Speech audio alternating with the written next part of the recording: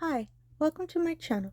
My name is Rosy O, and today I would like to show the next level for a stitch that this is my personal favorite. I pretty much a lot of my projects are made in this stitch. Today I'm going to show how to do half double crochet. So hopefully this tutorial will help you if you've already mastered the art of single crochet and you kind of want to move on to a different stitch. Half double crochet to me I believe is the next level, and today I'm going to use one of my favorite yarns. I'm going to use Big Twist value yarn, and this yarn is 100% acrylic. So, and this color, it's my favorite. It's one of my favorite. A lot of colors are my favorite.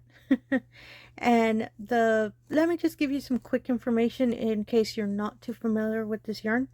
As I said, it's Big Twist value. It's 100% acrylic, and it is 380 yards, 6 ounces, 347 meters, 170 grams.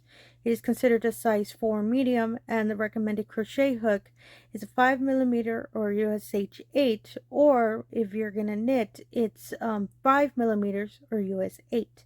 It is machine washable, lay dry to flat. Lay flat to dry. Sorry about that.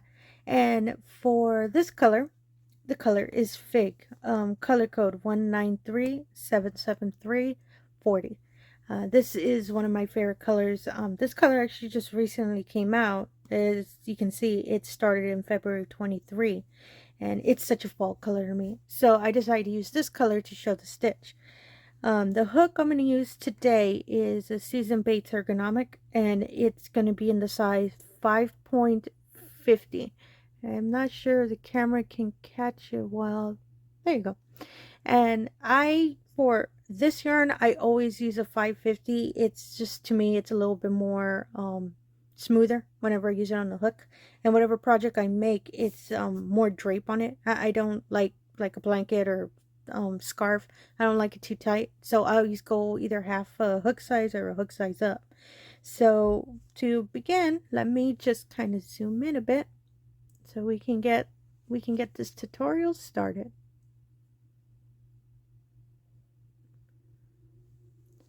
Okay, so to begin, you can use any yarn that you like. It doesn't have to be this specific one. It can be any yarn that you decided you want to use for this stitch or any kind of project that you're planning to do.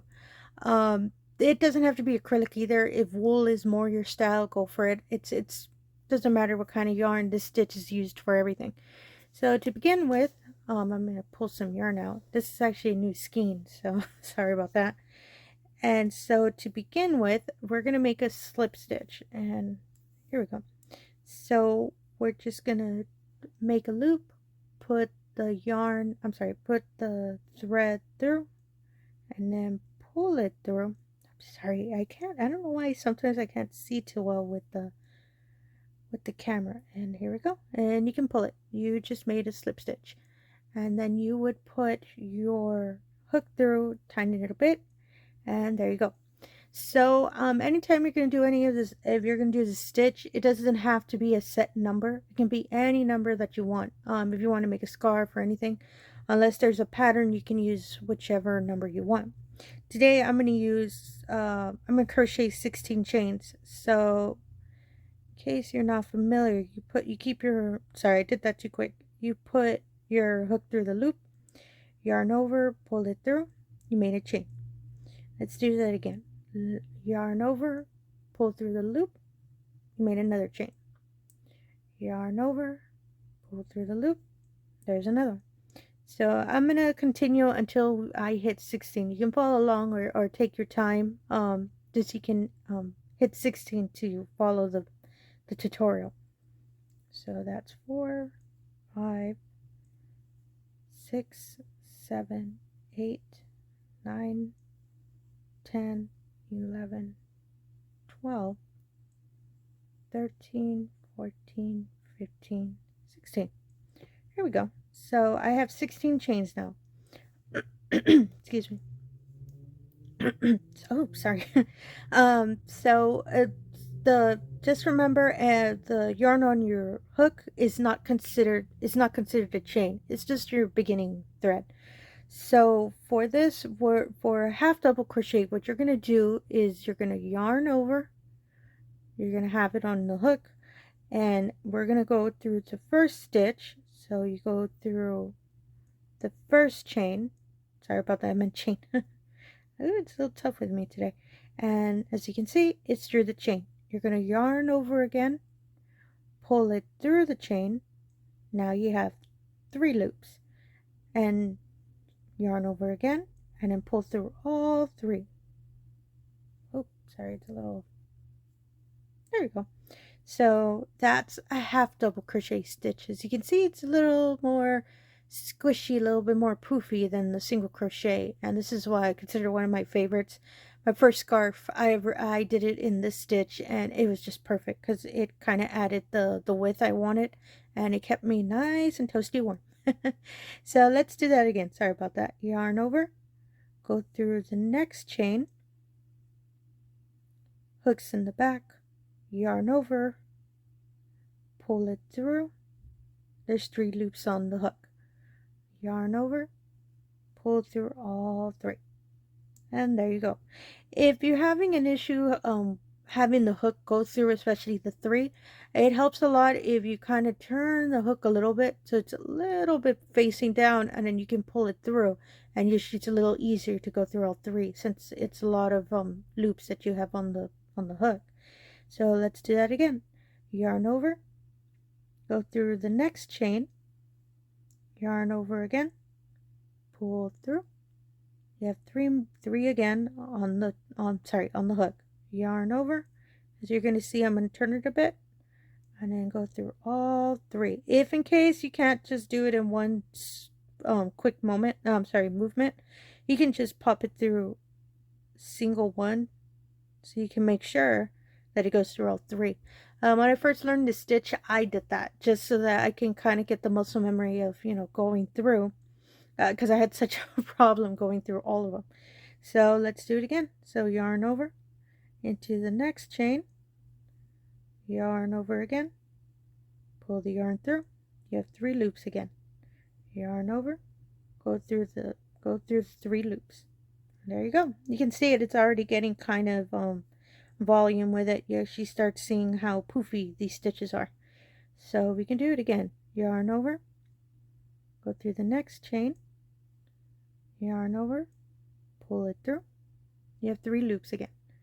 Yarn over, go through all 3 loops, and there you go. So I'm going to go a little bit faster, and you'll see once you've already done it a couple times, you'll pick it up really quick. And this stitch is so easy, and I love that it's easier to use anytime, any kind of yarn. So you don't have to be specific to acrylic or anything like that. Yeah, it also works on cotton too. So you don't have to worry about that if you're planning to make a dishcloth or anything with cotton yarn. So you don't have to worry that the stitch might have some problems with that yarn. Excuse me. Man, I believe I made my chains a little tight. If you see me struggling a bit, it's because of that. I'm going to pull some more of the yarn. There you go. And again, yarn over, go through the chain, pull the yarn through. You have 3 on the hook. Yarn over, pull through all 3. And yeah, that's pretty much what you would just have to do for, just go down the whole chain. And it doesn't matter if you didn't do the 16 that I started with. If you decided, you know what, I'm going to make it really long, no, more power to you. It doesn't matter what kind of number. The only time it kind of does is if you're following a pattern, then it kind of makes a difference if it's asking for a specific number. Sorry. So as you can see, I'm on the last chain. It's the same thing. There is nothing really different when you're reaching the end. So you're going to yarn over, go through the chain, and the last one's usually a little tough because it's next to the knot, and sometimes it's a little tighter on this end. You can yarn over, pull it through. You have 3 on the hook again. Yarn over, pull through all 3, and there you go. You can see I have all of my, I believe I might have pulled this one a little too hard. As you can see, I messed this one up.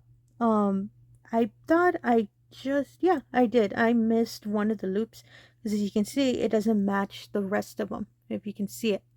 So if that happens, you can always just pull the yarn back and go back to that stitch, as you can see what I'm doing. See how it pulled a little different? So you just go back and do the stitch again. So if you go back in the chain, makes no difference.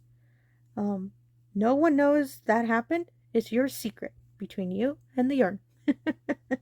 So, and that's why I love this stitch, and it's so, just in case you have to make a correction, it's so easy to do that. And unless you decide, if you're doing a project and you're on like the 30th row and you saw that one of the stitches doesn't look quite right in row 2, you can always go back, or you can just say it's between me and the yarn and just keep on trucking. I've done that before. I mean, I can see it, but majority of people don't. They want to see the finished product. So I mean, it's whatever you're happy with. It's your project. You decide how you want to move forward. See, as you can see, it corrected, and this stitch kind of, and the back too. It's the same in the front and in the back. Oh, sorry, this was in the way. And in the back. Okay. So now for this stitch, it's a little different with the chaining. If you decide, you know what, I got the first row, I'm going to go to row 2. So you would chain 2. Because technically it does the same height as the double, it does the same height as the double crochet. So you just chain 2 at the end. So just 1 and 2. And you would just turn your work. And as you can see, this is, to me, I could see it a lot better than the single crochet gaps.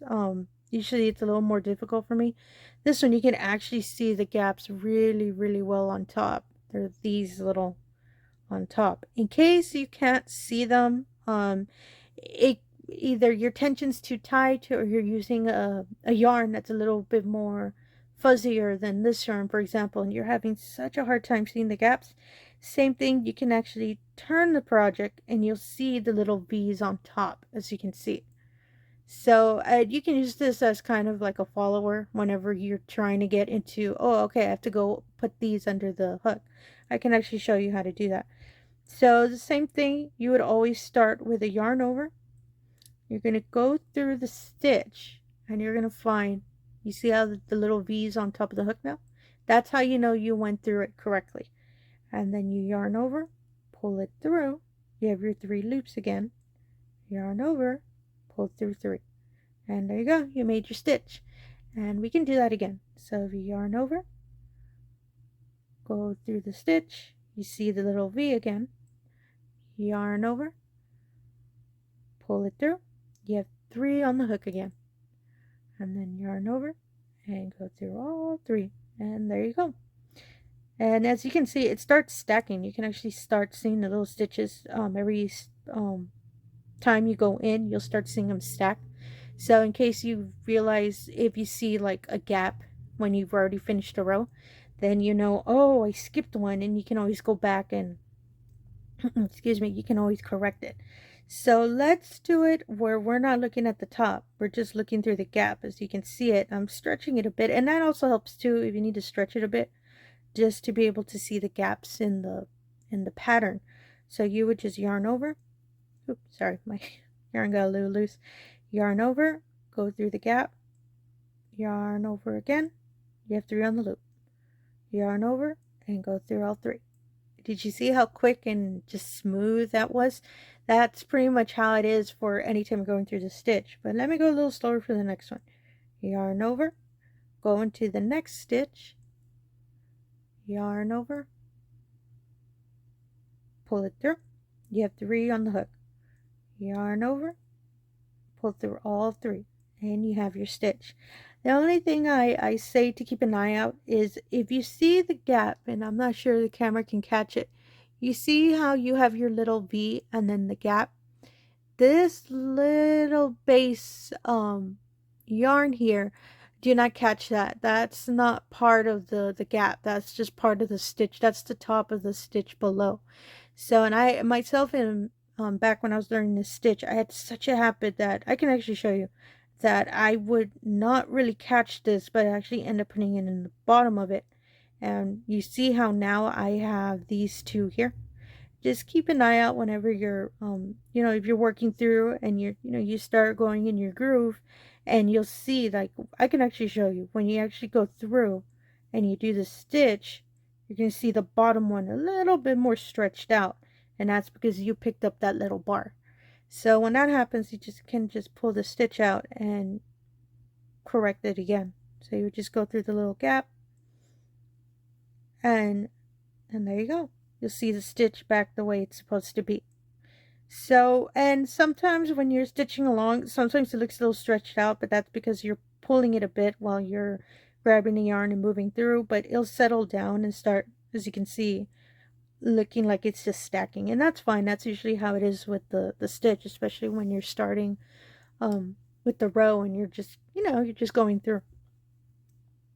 Sorry. So that's pretty much it for this. You can well, let me show you one more time just in case you want to see more specific. I'll stretch it out a bit so you can see the gap. So you would just yarn over, go through the stitch, yarn over again, pull it through. You have 3 on the loop. Yarn over and then go through all 3, and there you go. And you pretty much start, as I said, once you've already, especially if you already finished the first row, the second row and everything else just starts working up like butter. It'll be really smooth, and you'll and this stitch is super good once you've already picked it up and it's just secondhand to you. It is such a good stitch if you're gonna, work on a scarf or simple project and you're just watching TV. You're just kind of just letting the stitch just fly, and you're seeing whatever's going on your TV or anything. This stitch to me was one of the first ones I did when I wanted to do I'm gonna watch TV and make a scarf. So when you get near the end, you'll actually see that there's a V here and there's this little bump at the end. So since we didn't skip any chains when we started, this is actually your first half double crochet. It just looks a little funny because since you kept moving through the row, it actually started yanking this little stitch along the way. So that's why it looks a little odd.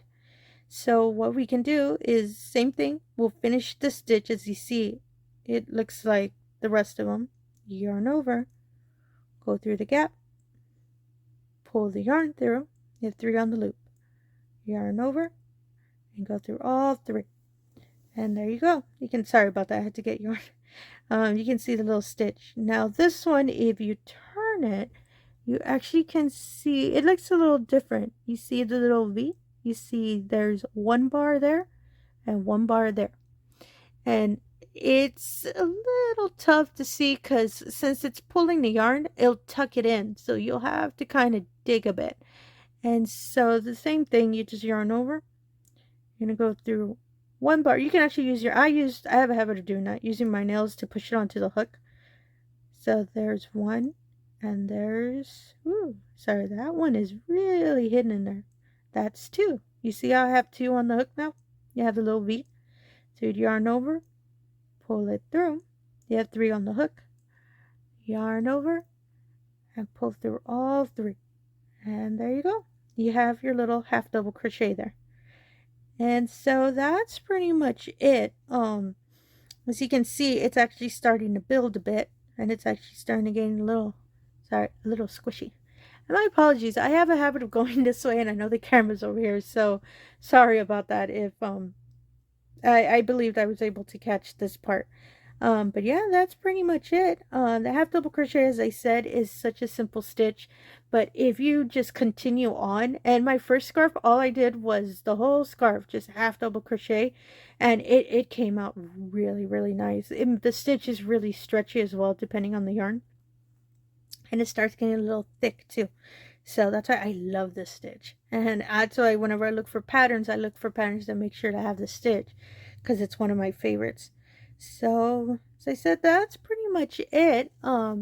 If you're still having some issues trying to catch the stitch, you can always just rewind the video, go back, and just see it again from the beginning.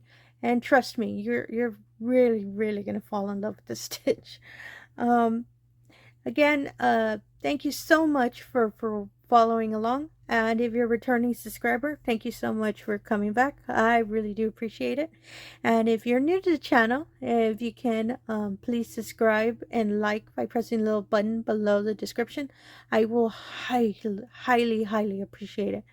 And thank you again for your time, and have yourself a wonderful day. Thank you.